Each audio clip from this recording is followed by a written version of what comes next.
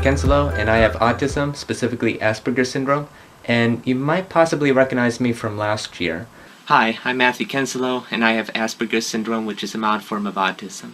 When I was in the program, my commander's never given up on me, and likewise, I'll never give up on anybody else. I've drawn the presidents, and this is my latest series. Most of them junior year in high school and such, and this wasn't my first series that I did of the presidents, but still, that's just something that I'm interested in. I want to make sure if someone says something that's supposed to be funny or supposed to not be funny, I'm trying to match my countenance to what they expect. So this is just me, my symptoms at a first-hand perspective. At the same time, this is us, who we are. My goal is to help people the best I can, not just in autism awareness, but also helping them in school or however I could help them. 12 months ago in April, I've made 5 YouTube videos explaining my first-hand account of having autism and Asperger's syndrome. And I'm back again this year. It's the beginning of April and the beginning of Autism Awareness and Acceptance Month.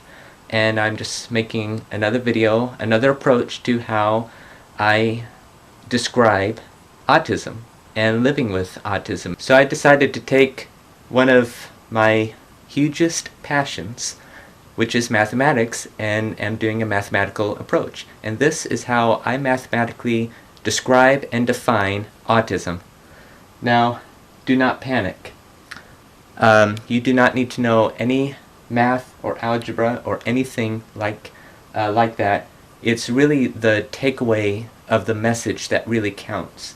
And tell you the truth, I came up with this here recently in one of those dark moments of despair and loneliness and sadness and all that, which a lot of people who have autism and Asperger's syndrome face on a constant basis. And I went with it, and I thought I'd share it with you, and this is probably a unique approach. So I do want to say as a little disclaimer, I did not do really any quantitative research. It was more of a qualitative research for this. The numbers really don't mean anything. It just fits the graph. You'll understand, and this isn't all-inclusive for everybody, but this qualitative research, I mean, this is just taking my first-hand experience from when I was in kindergarten to the present day, and also my first-hand observance of other people who have autism and Asperger's syndrome, whether I know them personally or on television or a movie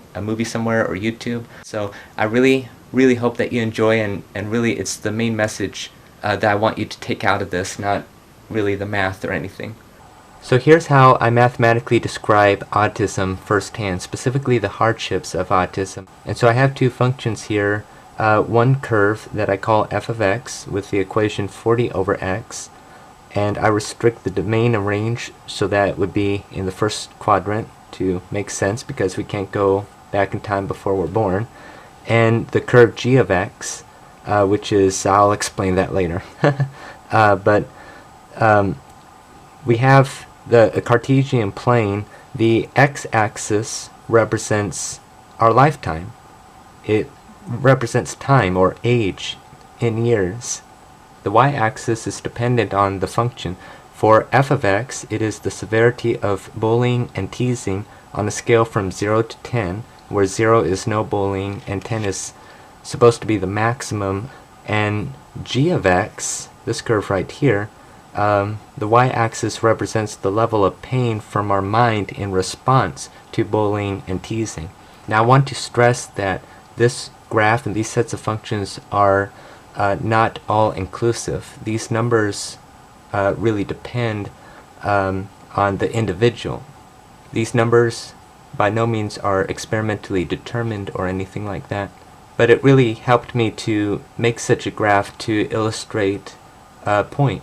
So this is how I describe life of teasing and bullying. Unfortunately, some people are bullied more than I have, and other people were hardly bullied at all, and that's why these numbers don't necessarily mean anything, but this is kind of like a concept of my point. So this is my first-hand mathematical description for knowing that not every single person is going to have such a graph. The graphs are going to fluctuate depending on the individual, but I feel confident enough that a lot of people with autism and Asperger's has some form of a graph like this. So with the graph of f of x, I am describing a life with teasing and bullying, and that could be physically, mentally, and or socially. And in my opinion, bullying and teasing starts when we usually start school, like preschool or kindergarten or first grade. And at first we may not understand it. We might not understand why we're picked on or singled out. We might not understand why other people seem to grasp concepts faster than we do. Contrastingly, other students may not understand why we act the way we do, why we might be slower to grasp concepts, why we might, some of us, act out in class or non-conform to the rules of the class. And that further leads to ultimately loneliness, where a lot of people just don't want to spend time with you as a result. But as we get older, as time moves on in our lifetime, that severity of being bullied or teased dramatically decreases. But if you know enough algebra, you could recognize that this function is going to have a couple of asymptotes, a vertical one and a horizontal one. What that means is an asymptote is a line that the function cannot cross, much less reach. And the point I'm trying to make of that is that the severity of bullying and teasing, it could go below a 1, but it's not really ever going to get past 0, unfortunately. Now g of x is to represent our mind. If you notice, if you've taken Algebra 2, you could tell that this is a parabola with hk, or the vertex, at 5, 5. So go to the right 5 and go up 5, and that's where I chose to start it. I restricted the domain so that it starts at this point forward. Otherwise it would curve upward. So again, the y-axis is going to represent the level of pain from our mind in response to bullying and teasing. And even though the amount of bullying and teasing is going down with time, still the level of pain from our mind in response may or may not still get higher and increase. It is to represent the horribleness, if I could summarize it in one word, of living with an incurable autism and Asperger's syndrome. That is, the things we don't have control of, or what we're susceptible to. Like, we're susceptible to be teased and bullied more than the common individual. The difficulty in shutting the mind off, taking everything literally, taking everything personally, etc. And I personally have a video that I made last year going into more detail about the hardships of autism and Asperger's syndrome. And for a lot of us, I could testify to this, our minds usually keep on bringing it back to remembrance beyond control, bringing back all the hardships, all the teasing we face over either taking things literally or going overboard in our project or understanding things beyond what is required for us in the classroom to understand. For instance, some of us could be very, very, very good at math when we're only in elementary school. That's just an example. And the longer we live, the more and more our brain accumulates, and we just cannot let it go. Then one by one, somebody has to come by and push us around. And when that happens, even if we're 15, if we're 20 or 25, it will evoke everything in my past as if I'm living through it all over again. So in summary, with that point, we could take what happened when we're in kindergarten and middle school and high school, some things that we don't like, sometimes when we were hurt or anything like that, we usually in our mind can't forget it. And even if these people back like when we were 5 and 6 forgot about it, we still haven't forgotten about it, and it just keeps rising. And after some while later, it might actually surpass a 10 in severity. And that right there is what our mind could do to us. But the reason why it's in our mind is because of the fact that it happened. all the way back here when we were younger. So to inhibit this from proliferating, from escalating, we've got to find a point in life, and we could literally draw the line and cross that asymptote, to cross that x-axis, and just have it go downhill from there, and to just live without any hurt feelings or the thought of just being misunderstood or teased just because of who we are when we can't help it sometimes.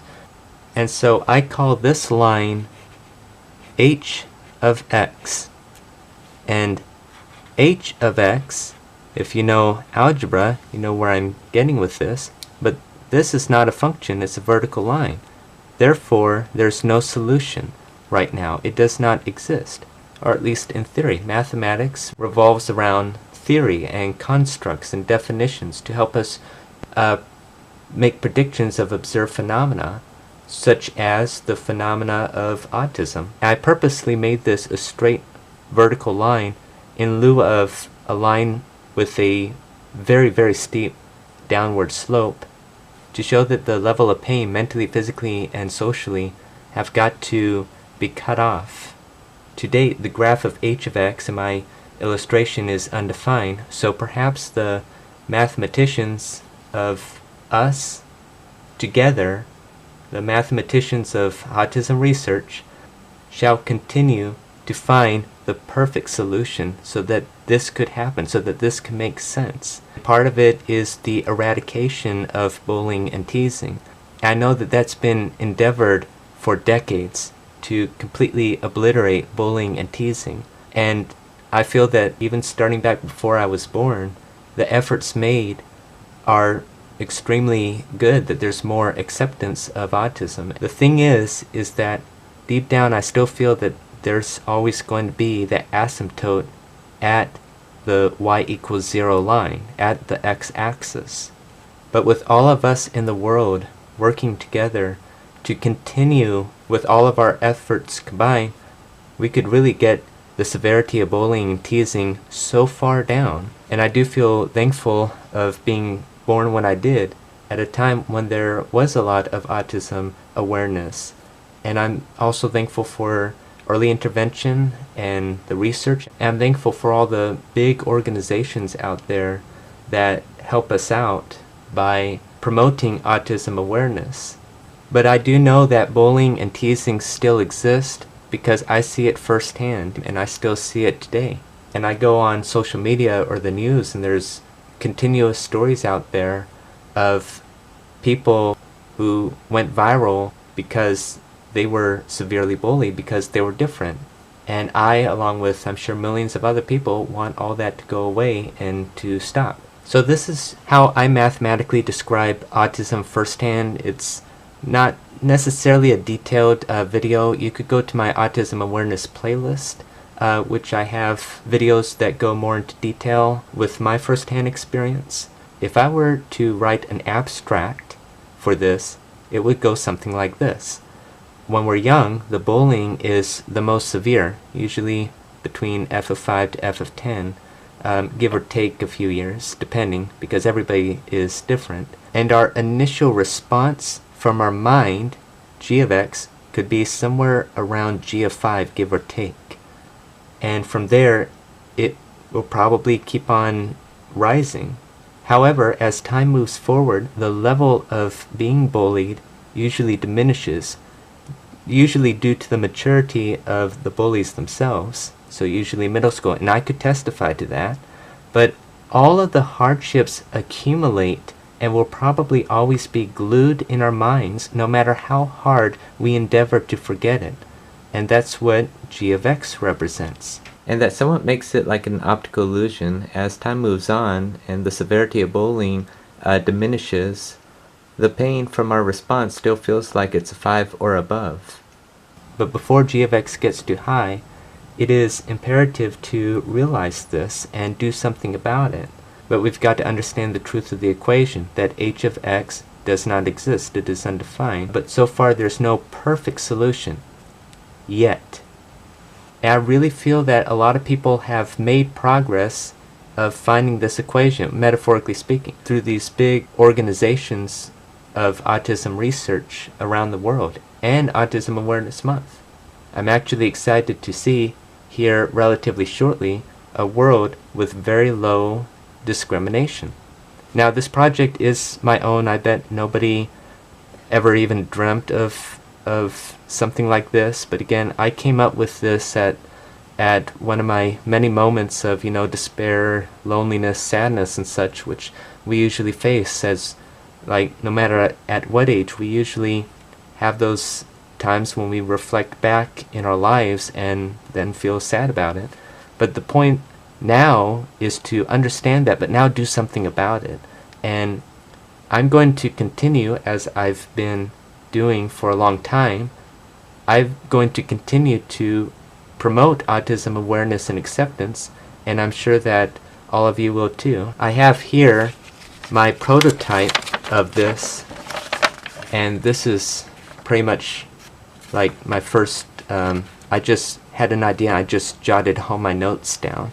But what's on the back over here is just a brief, scribble, I would call it. And this is, again, qualitative. This is my own opinion, my own feeling about the world that we live in through my eyes and experience. If I were to describe graphically the level of autism awareness, I would put us right here. Not to the max yet, but very high up there. However, I put autism acceptance here, and it's still lagging behind a bit. And so what I think about that is that there's a difference between awareness and acceptance.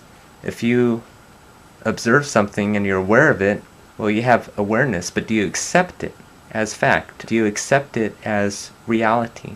Or do you just continue to look the other way and keep walking down the street? That's sort of the difference between awareness and acceptance. There could be a lot of autism awareness, but not as much autism acceptance. And the reason I say that is because I still observe that here and there, either firsthand or I see it of somebody else, somebody I know personally, or somebody that I see on the internet, like a news story or something about a person who had just been bullied just because they're different, either physically or mentally and such, and that is what I feel has got to stop. I also want to stress that as time moves on and authentic bullying diminishes, after that it could really be our mind that evokes a lot of things, and a lot of the harsh things as well, that causes that graph that I call G of X to rise, because as we get older, sometimes we get confused and we remember a lot of authentic bullying that we suffered in the past,